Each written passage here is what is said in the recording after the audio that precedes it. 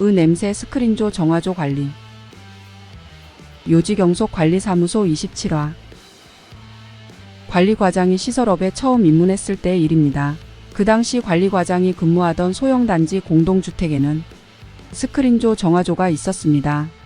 물론 다른 공동주택들은 시에서 예산을 지원받아 정화조를 사용하지 않고 바로 오수배관을 시배관으로 연결하는 직관화 사업을 많이 하고 있었습니다.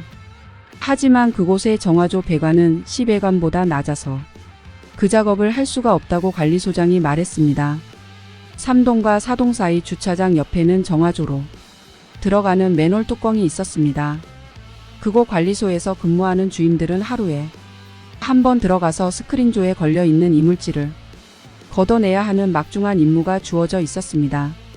관리소장은 그 임무를 소홀히 했다가 스크린조가 고장나거나 막히면 모든 책임이 주임들에게 있다고 엄포를 놓았습니다.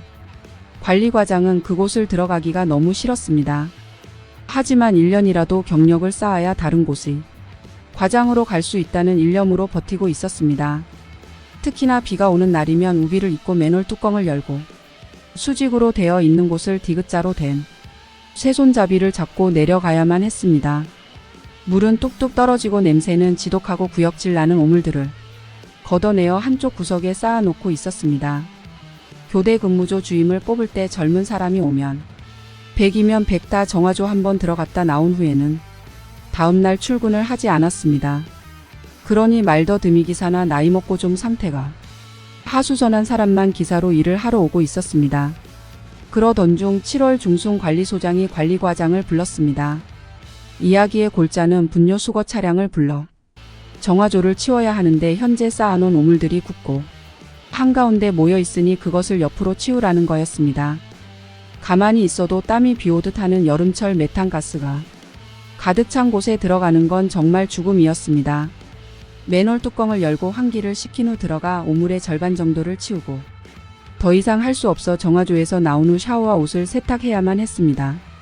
다음날 작은 여우거인 기사와 교대하면서 내가 절반의 작업을 하였으니 나머지는 그대가 해야 한다고 전달하고 퇴근을 하였습니다. 정화조 수거 차량을 몰고 온 운전자는 이래서 안되고 저래서 안되고를 떠벌리다 관리소장에게 정해진 수가보다 돈을 더 달라고 했습니다. 그 후 말더듬이 기사와 사이가 틀어지고 나선 관리과장은 정화조에 매일 들어가지 않았습니다. 2주 정도 있다 들어가 보니 그 정도면 막힐 염려는 없을 거라는 생각에서였습니다. 아마도 그건 스터터링도 매일 들어가지 않는 것 같다는 혐의가 짙어지고 있기 때문이었습니다.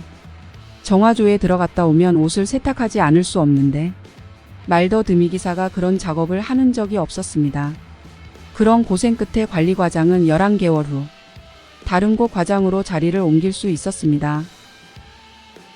요지경속관리사무소 27화. 냄새 스크린조 정화조 관리. 종료.